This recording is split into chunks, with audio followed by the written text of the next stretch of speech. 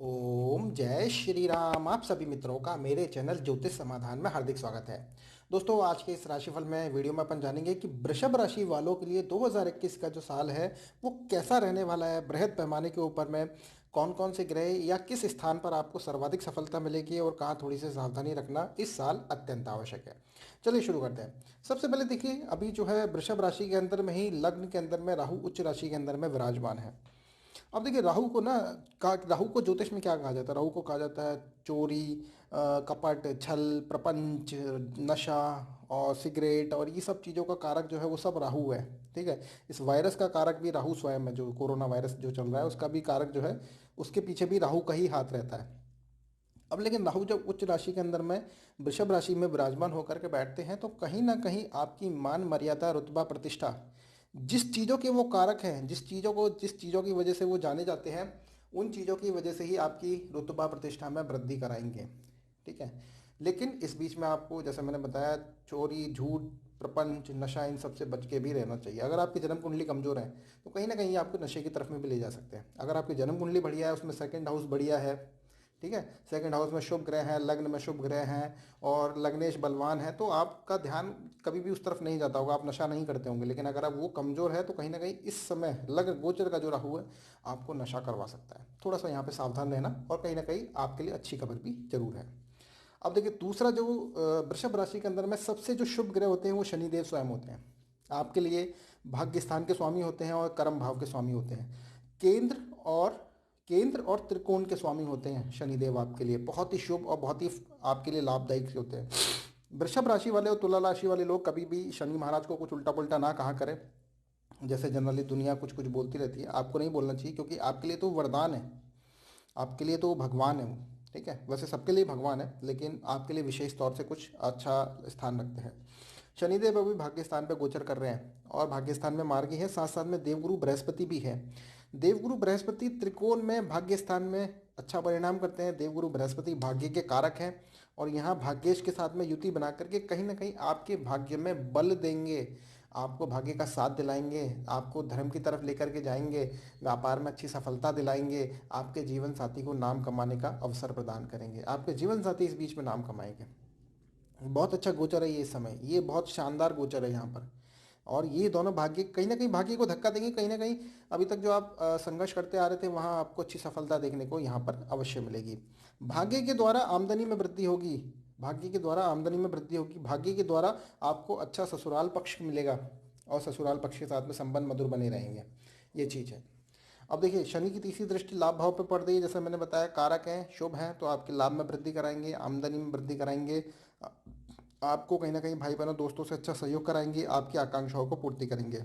शनिदेव की एक दृष्टि, सप्तम दृष्टि तीसरे भाव पे पड़ रही है, तो आपके जो है कीर्ति में वृद्धि करेंगे, आपके बल पराक्रम में वृद्धि करेंगे, बाहुबल में वृद्धि करेंगे।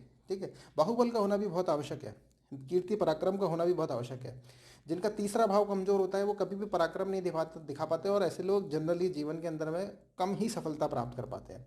जिनका तीसरा भाव बलवान होता है ऐसे लोग महाराणा प्रताप बनते हैं। महाराणा प्रताप का भी तीसरा भाव बहुत बलवान था, तो वो जीवन में उन्होंने संघर्ष करा, संघर्षशील जीवन था, लेकिन नाम उनका ऐसा है कि सदियों सदियों तक महाराणा प्रताप का नाम लिया जाएगा। और देखिए, शनि महाराज की एक दृष्टि जो है वो छठे भाव पे पड़ रही है, शुभ दृष्टि पड़ रही है। आपको कर्ज है, रोग है, शत्रु भय है, इन सब से आपको निकालेंगे यहाँ पे शनिदेव। गुरु की जो दृष्टि है वो एक दृष्टि आपकी लग्न पे पड़ रही है, एक दृष्टि तीसरे भाव पे पड़ रही है और एक दृष्टि जो है वो पंचम भाव पे पड़ रही है। लग्न पे दृष्टि पड़ने की वजह से आपकी मान मर्यादा रुतबा प्रतिष्ठा में वृद्धि, आपको ज्ञान के द्वारा आपकी पद में वृद्धि हो, आपको कीर्ति पराक्रम में वृद्धि हो, छोटे भाई बहनों से अच्छा सहयोग मिले। और यहाँ पर दृष्टि पड़ जाने की वजह से कहीं ना कहीं संतान सुख में आपके वृद्धि कराएंगे।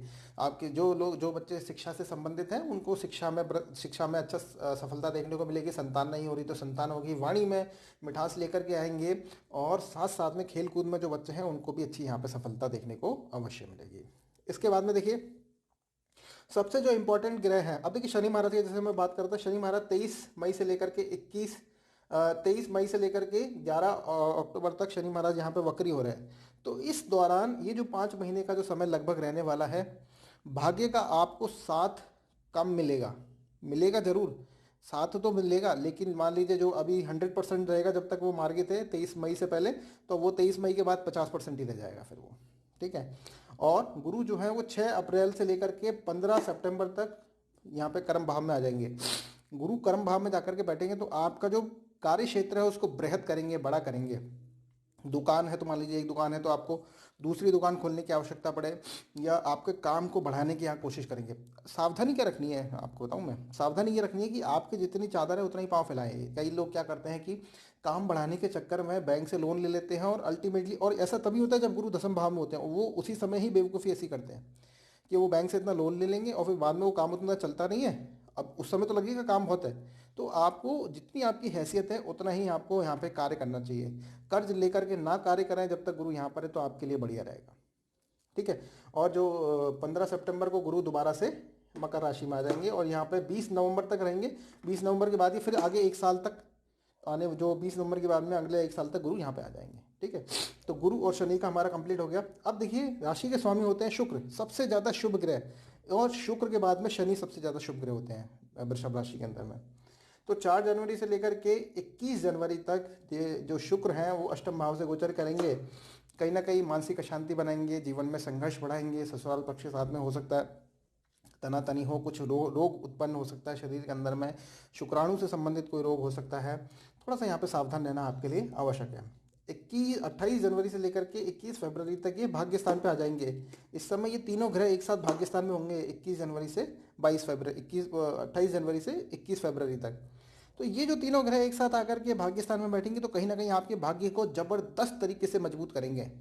तो आप मान लीजिए कोई नौकरी करना चाह रहे हैं, व्यापार करना चाह रहे हैं, शादी विवाह में लगे हुए हैं, कोई रोग है, किसी भी प्रकार की कोई समस्या है, इस बीच में 28 जनवरी से लेकर के 21 फरवरी के बीच में प्रयास करेंगे तो भाग्य का आपको कहीं ना कहीं थोड़े से लेकर के अच्छा साथ कुछ भी मिल सकता है। अगर आपकी अंतर्दशा महादशा अच्छी चल रही है, इनमें से किसी की अंतर्दशा महादशा चल रही है और जन्म कुंडली में इनमें से कोई भी ग्रह आपका बलवान है, तो आपके लिए बढ़िया काम यहाँ पे अच्छा, और जीवन भर याद रहने वाला कोई सफलता यहाँ पे मिल सकती है। 21 फरवरी से लेकर के 17 मार्च तक एक कर्म भाव में आएंगे तो आपकी मान मर्यादा रुतबा प्रतिष्ठा में वृद्धि, नौकरी लग जाना, व्यापार में वृद्धि जैसा काम करेंगे। और ये 17 मार्च से लेकर के 10 अप्रैल तक उच्च राशि के अंदर में मीन राशि में शुक्र रहेंगे। राशि का स्वामी लाभ भाव में उच्च का हो जाना कहीं ना कहीं आपको नौकरी में जबरदस्त तरीके से इंक्रीमेंट दिलवा सकता है, लाभ करवा सकता है, कोई बहुत बड़ी आकांक्षा की पूर्ति कर सकता है, कुछ भी कर सकता है। अगर आप गृहिणी भी हैं तो कोई काम करिएगा, देखिएगा कोई छोटा मोटा आमदनी का स्रोत भी मिल सकता है आपको। कोई गृहिणी भी हैं, आपके घर में ही काम करती हैं, चाह रही हैं कि मेरा कुछ काम हो, मेरी भी कुछ आमदनी हो, तो यहाँ पे कुछ ना कुछ अच्छा सहयोग मिल सकता है। कब? 17 मार्च से लेकर के 10 अप्रैल के बीच में। ज़्यादा बड़ा समय नहीं है, प्रयास आपको तुरंत करना पड़ेगा। उसके बाद में 10 अप्रैल से लेकर के 4 मई तक राशि के स्वामी 12वें भाव में। राशि के स्वामी का 12वें भाव में जाना कभी भी अच्छा नहीं होता, और साथ साथ में ये यहाँ पर बैठ करके रोग भाव को बलवान करते हैं, तो थोड़ा सा कहीं ना कहीं हॉस्पिटल का चक्कर लगवा सकते हैं किसी बीमारी को लेकर के। ठीक है। तो थोड़ा सा यहाँ पे सावधान रहना है, अपने शरीर का ध्यान रखना है, खर्चों के ऊपर में ध्यान रखना है, और व्यर्थ की यात्राएं आपके करवा सकते हैं। तो थोड़ा सोच समझ के देखिएगा, जितनी यात्राएं कम से कम करें और जितना आपकी हैसियत है उतना ही पैसा खर्च करिएगा तो बढ़िया रहेगा। फिर 4 मई से लेकर के 29 मई तक राशि का स्वामी दोबारा राशि में आकर के विराजमान हो जाएंगे, तो आपकी पद प्रतिष्ठा में वृद्धि, मान मर्यादा रुतबा प्रतिष्ठा में वृद्धि, आपके शरीर का बनना, स्वस्थ होना, सफलता मिलना, भाग्य का साथ मिलना। राशि का स्वामी राशि में आकर के बैठे तो फिर तो कहना ही क्या है। ठीक है। तो ये समय बढ़िया रहने वाला है। 29 मई से लेकर के 22 जून तक ये राशि का स्वामी धन भाव में जाकर के बैठेगा, तो कहीं ना कहीं आपको धन की प्राप्ति कराएगा, परिवार में वृद्धि कराएगा, भोजन की तरफ आपका आकर्षण बढ़ाएगा, और भोजन खाने की ज़्यादा उस समय आपको वो ललक भी रहेगी और अच्छा भोजन खाने को भी मिलेगा आपको। उसके बाद में 22 जून से लेकर के 17 मार्च तक जो है वो तीसरे भाव में। राशि का स्वामी कभी भी तीसरे भाव में अच्छा नहीं होता। शुक्र को मैं शुभ ग्रह मानता हूँ, वो तीसरे भाव में अच्छा नहीं रहते, तो यहाँ पे थोड़ा सा संघर्ष रहेगा, थोड़ा सा संघर्ष आपका रहेगा। थोड़ा सा मैंने इसलिए बोला क्योंकि इनके ऊपर में शनि की दृष्टि भी है, गुरु की दृष्टि भी, तो कहीं ना कहीं तीसरे भाव को ये बलवान कर रहे हैं, तो शुक्र को भी बलवान करेंगे, तो थोड़ा सा संघर्ष यहाँ पे आपको देखने को जरूर मिलेगा। 17 जुलाई से लेकर के 11 अगस्त तक ये चौथे भाव में, तो भूमि भवन जमीन जायदाद के सुख में वृद्धि, माता के स्वास्थ्य में वृद्धि, आपके एक पत्नी के कार्य क्षेत्र में वृद्धि, आपके सुख में वृद्धि, आपकी प्रसन्नता में वृद्धि जैसे कार्य करेंगे। उसके बाद से देखिए 11 अगस्त से लेकर के 6 सितंबर तक पंचम भाव के अंदर में राशि के स्वामी का नीच हो जाना। ऐसे तो राशि के स्वामी 5वें भाव में जाए तो बढ़िया है, लेकिन लड़कियों से सावधान। छोटी सी बच्ची है तो उससे लड़ाई ना करें, उसका भी पूरा सम्मान करें। यहाँ पे कोई बड़ा झगड़ा आपका खड़ा कर सकता है अगर थोड़ी सी भी आपने गलती कर दी। राशि का स्वामी का नीच होना अच्छा नहीं है। संतान का ध्यान रखें, संतान के साथ में मारपीट ना करें, उनके साथ में अच्छा प्रेम व्यवहार करें, शिक्षा की तरफ में ध्यान दें, कोई भी जल्दबाजी में डिसीजन ना लें, अपनी वाणी के ऊपर में संयम रखें, और लड़कियों और महिलाओं से और स्त्री वर्ग से जितने से भी बात करते हैं उस समय आपको विशेष तौर पर सावधान रहने की आवश्यकता है। फिर 6 सितंबर से लेकर के 2 अक्टूबर तक राशि का स्वामी जो है वो छठे भाव से गोचर करेगा। छठा भाव तुला राशि जो कि स्वयं शुक्र की राशि है, राशि का स्वामी छठे भाव में गया है तो छठे भाव के परिणाम भी देगा। तो कोई ना कोई आपका रोग है जो शरीर में है, ठीक होना चाह रहे हैं तो वो उस समय ठीक हो सकता है, या छोटा मोटा कोई रोग भी आ सकता है क्योंकि छठे भाव से संबंधित देना है। कर्ज में भी आपको डाल सकते हैं, कर्ज सफलता के लिए कर्ज हो, और कहीं ना कहीं आपके शत्रु भी खड़े कर सकते हैं, लेकिन आप जो है वो अपने शत्रुओं का दमन करेंगे तो वो भी रहेगा क्योंकि राशि का स्वामी छठे भाव में जाकर के बैठा है। तो छठे भाव से संबंधित परिणाम भी करेगा, और छठे भाव का जो है आपके जो जीत मिले, आप छठे भाव के ऊपर में हावी रहे तो वैसा काम भी करेंगे। तो लड़ाइयाँ भी होंगी, आप ही जीतेंगे, ठीक है, लेकिन लड़ाई होने से आप बचिएगा, कर्ज लेने से बचिएगा, ठीक है, क्योंकि आप जब शुभ हो जाए, जब सारे ग्रह शुभ हो तब आप काम करें तो मैं मानता हूं कि सबसे ज़्यादा बढ़िया जो यहाँ पे रहता है। अभी देखिए मैं 29 दिसंबर 2020 को ये वीडियो मैं अगले साल का बना रहा हूँ, तो अभी गोचर के अंदर में सूर्य जो है अष्टम भाव के अंदर में है, अष्टम भाव में सूरज आपके जो, और ये 15 जनवरी तक यहीं रहने वाले हैं, ठीक है। बाकी का मैं आपको पूरे अगले महीने मंथली वीडियोज़ में मैं आपको बताता रहूँगा।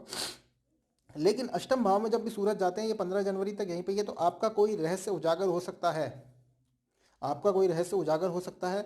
भाग्य का आपको कहीं ना कहीं साथ मिलेगा और ससुराल पक्ष का उसमें सहयोग रहेगा, ठीक है। आपकी पत्नी का भी कहीं ना कोई सहयोग यहाँ पे जरूर देखने को मिलेगा। सप्तम भाव के अंदर में केतु है, कहीं ना कहीं दाम्पत्य जीवन में थोड़ी सी मनमुटाव रहने की यहाँ पे आशंका है, क्योंकि केतु मंगल के समान परिणाम करते हैं। तो मंगल को जैसे हम मांगलिक देखते हैं, लड़ाई झगड़े ना हो, तो ये मंगल के समान जैसे परिणाम करते हैं। थोड़ा छुटपुट ही करेगा क्योंकि उच्च राशि के अंदर में तो छुटपुट जरूर करेगा ये, ठीक है। और अभी गोचर के अंदर में जो मंगल जो है वो पूरी फरवरी तक यहीं 12वें भाव में रहने वाले हैं। तो लड़ाई झगड़े से आपको बच के आपको रहना है, ठीक है।